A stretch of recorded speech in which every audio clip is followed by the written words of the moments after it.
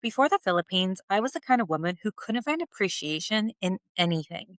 I was comparing myself to everyone, women in their 30s who were married, buying dream homes, building $1 million businesses, and I kept asking myself, what do I have to show for? But then I recently turned 38 on a boat in the middle of turquoise water in El Nido. And when we were reviewing the drone footage later that night, I thought, wait, this is my life. I'm living it in a movie. And something shifted. Let me take you back to the beginning. If you're new here, hi, I'm KK. I'm the woman who chose freedom but still craves stability. And right now, I'm living this accidental digital nomad life. This is the Philippines chapter, the place that woke up something inside me that had been asleep for way too long. So if you're someone who feels stuck in a routine, dimmed down by comparing yourself to everyone else's highlight reel, this video is for you. Make sure that you subscribe because I'm sharing the messy middle, the shift of what it actually takes to feel like yourself again. All right, let me tell you what my life looked like before I landed in the Philippines. Before this trip, I was living in Dubai and I felt like a prisoner. Not because Dubai is prison, but because my routine, I had, to be at work at 7 a.m. some days and I couldn't leave until 4:30 p.m. And by the time I got home, I was shattered, exhausted, trying to find balance and take care of myself, my creativity, my hobbies, but never really having time for any of it. I was fasting, trying to stay on top of that, of my health, but my schedule felt like I was being suffocated. And on top of that, there were regional tensions happening around me, things I never experienced before, and I just felt stuck. I was watching other people live these exciting lives on Instagram and Facebook and YouTube, digital nomads working from their laptops in Bali, women building businesses, traveling the world, having freedom. And I kept thinking, why can't that be me? I wanted adventure. I wanted to feel alive again because the novelty of my life had become mundane and I was struggling to appreciate even the smallest things. The life force inside of me felt so dim and I didn't know how to turn it back on. So when this trip came up, I thought maybe the Philippines will give me something. I didn't know what, but I needed to feel excitement again. I needed to see beauty in my own eyes, not through a screen. I had never been to the Philippines before, but it had been on my list for many years. I remember when I was younger, I had a childhood friend who was half Filipino, and she told me her mom owned a house in Boracay, this beautiful island that all the Filipinos go to. And I never really researched it, but then that tiny snippet of conversation always stuck with me. Then in 2022, some of my former coworkers went to El Nido and they sent me some pictures of the limestone cliffs, turquoise water, white sand beaches. And I thought, oh, wouldn't that be nice to go there one day? About a year ago, I even tried to book this trip. I was searching hotels, looking up the costs, but I couldn't really commit. Maybe I was scared. Maybe I didn't want to go alone. I don't know, but these places were always in the back of my mind. And then this trip happened and I finally went. So, guys, I arrived in Boracay on March 6th. It was early morning. The weather was warm, tropical, 75 to 80 degrees. Everyone was wearing flip flops, board shorts, tank tops, sun hats. And I'm immediately feeling different. The airport was actually really tiny, like really small. You land at Catalan Airport and it's just one small room with a luggage belt and a tiny shop. And then you exit, and there are all these other tour companies trying to transport you, but you're not actually in Boracay yet. You have to take a tuk-tuk to the marina, then take a ferry to the actual island. And when you arrive in Boracay, there are tons of boats. There was music playing, welcome dancers. There was porters trying to hustle to help you with your bags, and it's a bit chaotic, but it's also kind of magical. From there, you actually have to take another tuk-tuk to your hotel, and after two flights, two tuk-tuks, and a ferry ride, I was finally settled into my room. And by sunset, I walked 5 minutes to the beach. And oh my gosh, you guys, the sunsets in Boracay are really spectacular and magical. The sky was filled with purple, pink, oranges. The sand felt so soft like flour, and it was so white. And I just stood there watching the sun go down, and I felt like myself exhale for the first time in months. I stayed in Boracay for 12 days, which was not the plan. The plan was actually 2 nights in Boracay, then a week in El Nido. I stayed in 4 different hotels across stations 1, 2, and 3. Most of them were around $60 to $80 a night. Nothing too fancy, but they all had what I needed. A typical day in Boracay looked like this. You have to wake up early, then The beach is packed by 7 a.m. You should have breakfast and head straight to the beach. Typically, when I'd go to the beach, I would grab a smoothie, come back midday when it got way too hot, have lunch, then go back out for sunset. Some days we did boat tours. Some days we did a party boat at sunset, but mostly I just kind of existed. And here's what I was able to do in Boracay that I couldn't do in Dubai. I worked out every single day. I ate fresh fruits, smoothies, salads, vegetables, and all the things that I love, but I couldn't prioritize before. I felt like myself again. I felt like my soul was awakening. I didn't realize I'd been suffocating until I could finally breathe. And the best thing about Boracay, white beach. It's truly magical. They preserve it, they protect it, and it shows. The worst thing, you're constantly getting hustled. There's vendors, guys selling tours. It's literally nonstop all day long. And it can't get any more annoying, to be honest. But honestly, I didn't care because I was actually really happy. After Boracay, we flew to El Nido on the island of Palawan, a 1 hour flight on a propeller plane. And we landed in Leo Airport, which is even smaller than Boracay's.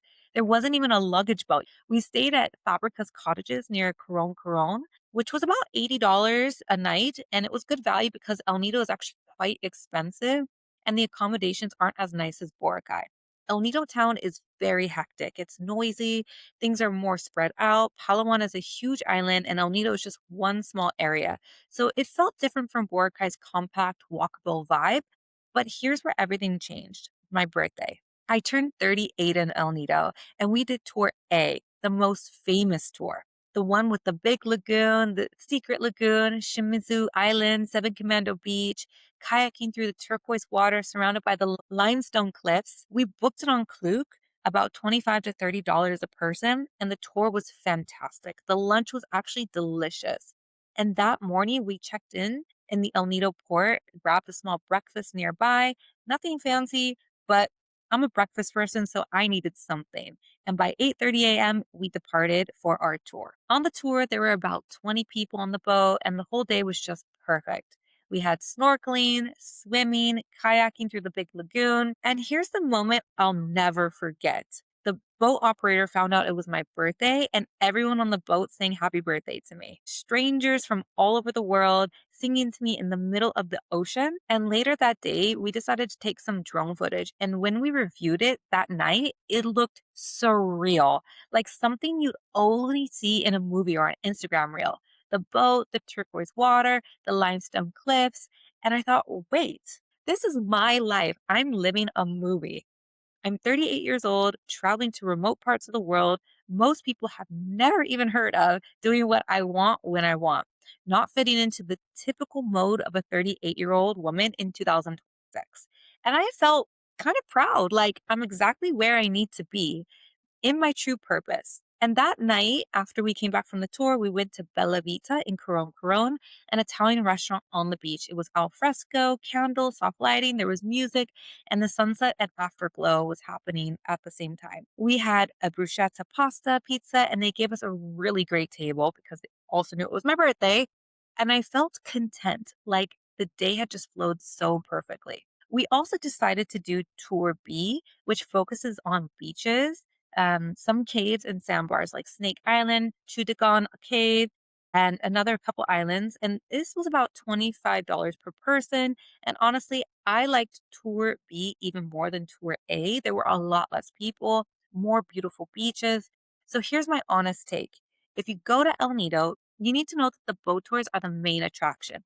The islands have their beautiful water, not El Nido town itself. Tour A and B, both were worth it. Tour C, we kind of skipped it. If you're not into caves, don't do it because there's a lot of caves on Tour C.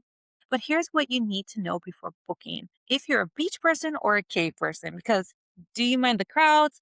Or can you also hire a private boat for about $150 per person and choose where you want to go? And make sure it's sunny and the sun makes the water look incredible. So if it's not a sunny day, you're not going to enjoy the beautiful crystal turquoise waters. So, what did the Philippines actually give me? It didn't change my life, but it reminded me that I have a life force that was dormant and I got to wake her back up. In Japan, I felt like I was losing myself. Tiny hotel rooms, heavy food, no space to create. But in the Philippines, I was in a bikini and flip flops every single day. I was eating salads, drinking smoothies, working out, dancing, singing, watching people party on the beach. And that's my vibe. Like, I'm not a night owl. I don't want to experience life at 2 a.m. in a city. I want to experience it in the sunshine, on the beach, with music playing. The Philippines reminded me to enjoy life, to dance, to sing, to let loose and be free, but also to maintain some wholesome values. And here's what I would want you to know: these places are actually easier to navigate than you think. I made it way harder in my head. There are so many foreigners there, there's so many Westerners, every kind of food you can imagine, and it's cheap. Boracay is a happy go lucky place. El Nido is still authentic. The infrastructure is still being built up. And these people don't have a lot, but they do know how to enjoy life. And they help you see the beauty and fun in it too. So if you feel stuck right now, you need to hear this. You can hop on a plane to literally anywhere and your heart and soul will be activated.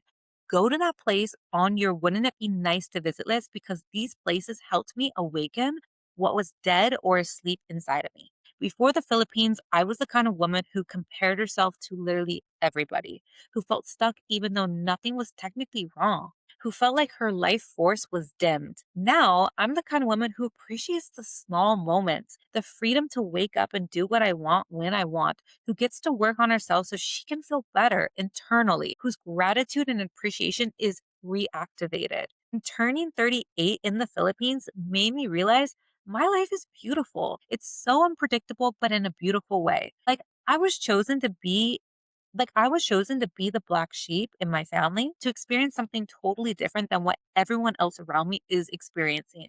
And I'm okay with that right now. So, if you're planning to go to the Philippines, here's my advice: start with Boracay and El Nido, but know there are over 7,000 islands. Definitely do your research. Know the routes, because some are more complicated than others, and weather can delay the flights because you are technically island hopping. I recommend to go in the summer months, not in the rainy season, and to make sure that you budget wisely and expect to spend $60 to $100 a night for your hotels. Fares are $25 to $30 a person. Food is actually pretty cheap. Smoothies, salads, everything you need is there. And if you only have 7 days, split it between Boracay and El Nido. Both offer something totally different. But here's the real takeaway: it's easy to navigate these places alone because you'll meet people, you'll have everything you need, and the people there work hard, but they also know how to enjoy themselves. So if you're sitting there scrolling late at night, looking at other women's pictures, their perfect lives, wondering how to make yours better, just go. Just book the ticket, book the hotel, and trust that you'll figure it all out, because you will. Subscribe if you're here for the real story, the one about choosing a different path, about not having it all figured out, about being in your 30s and still becoming who you're supposed to be. So I want to hear you guys drop a comment and tell me, where's that place on your wouldn't it be nice list? Because I really would love to know. Mine was definitely the Philippines and Japan and every place that I've been talking about here on this channel. So I'd love to hear your comments, and stay tuned, subscribe, and I'll catch you guys next week.